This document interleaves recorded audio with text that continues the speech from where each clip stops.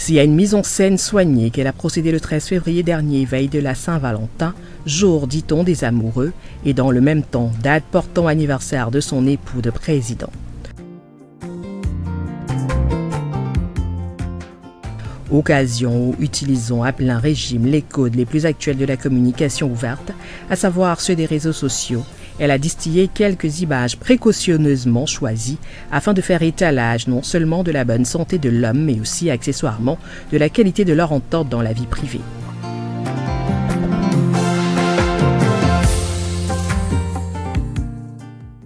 Paul Biya, symbole pictural de ce Cameroun, dit-on, de grandeur et d'espérance, ainsi réduit à devoir écumer les tréfonds du mondain afin de tenir quelque forme de survie auprès de ses compatriotes.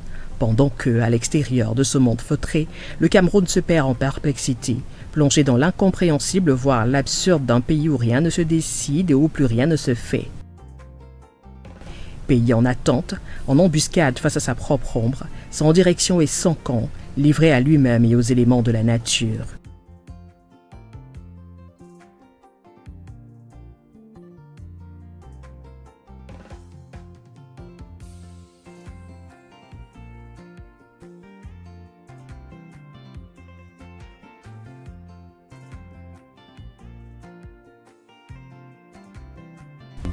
Pays dont une part de l'atavisme est expliquée selon certains experts par l'écart d'âge important qui sépare l'homme de son épouse. En effet, dans leur cas, 38 ans d'écart. Ce qui en soi ferait toute une vie. Explication de quelques experts sur la question. Déjà, l'amour, c'est une histoire d'attirance, c'est pas forcément d'âge, mais c'est complètement dans la tête parce que vous avez 3 âges en réalité, vous n'en avez pas qu'un. C'est-à-dire que vous avez l'âge biologique. L'âge biologique, ça va être votre santé, votre corps, l'état de votre corps. Vous avez évidemment l'âge chronologique, c'est votre âge réel. Mais là encore, la perception de votre âge chronologique n'est pas la même. C'est-à-dire que souvent, on se voit, on le sait.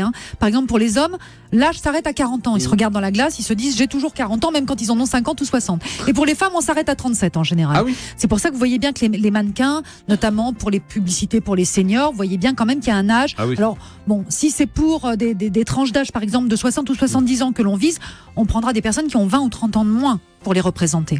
Et puis vous avez l'âge affectif. L'âge affectif, c'est évidemment toutes vos envies, vos désirs et surtout votre mode de vie.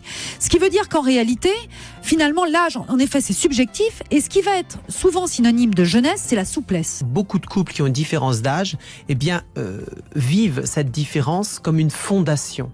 Et ça participe du mythe fondateur, c'est-à-dire qu'en fait, ce qui fait aussi la spécificité, la profondeur de leur engagement et même leur attraction est lié à cette différence d'âge. C'est la rigidité qui fait souvent l'âge. Vous savez, le fait d'avoir toujours la même routine, les habitudes, on voit bien qu'une personne, justement, qui devient plus âgée, a de plus en plus de rigidité dans sa vie, elle change de moins en moins ses habitudes. Exactement. Plus vous êtes souple, plus vous restez jeune.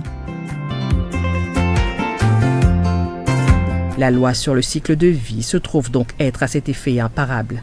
Madame l'épouse du président de la République se trouve être sur un cycle qui la situe mécaniquement à la différence, voire à l'opposé des intérêts de celui dont elle partage la vie. L'une se trouve ainsi à être au beau milieu de son parcours, pendant que l'autre se situe sur la fin. Entre eux, 2 mondes parfaitement irréconciliables. Déjà, il y a un allongement du temps de la vie, si vous voulez. Donc, on a un allongement, le temps s'est étiré comme un élastique. Donc, en réalité, qu'est-ce que ça donne ? Ça veut dire une société aussi qui est beaucoup plus portée vers un certain jeunisme.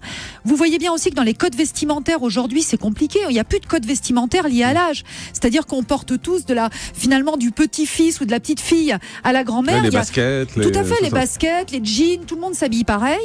Et puis, évidemment, vous avez aussi aujourd'hui la chirurgie esthétique. Vous avez beaucoup plus d'esthétisme, même dans les crèmes qui vont vous permettre de garder, même dans le maquillage. Tout est fait pour que vous gardiez une certaine jeunesse et que vous l'affichiez finalement. De façon fondamentale, dans un couple avec une différence d'âge, il y a ce problème de désir qui se pose, qui n'est pas qu'un désir sexuel, c'est le désir aussi, moi j'ai envie de partir, de faire des choses avec des copines alors que l'autre est plus casanier, etc. Et ce désir se traite en envoyant dans le couple et la relation l'idée qu'on est toujours désirant l'un pour l'autre. C'est-à-dire que même si on n'est pas dans la même préoccupation là dans l'instant, où on a des désirs qui divergent, on doit revenir toujours à cette fondation du couple et à montrer quand même que notre relation reste un espace de désir, un espace désirant.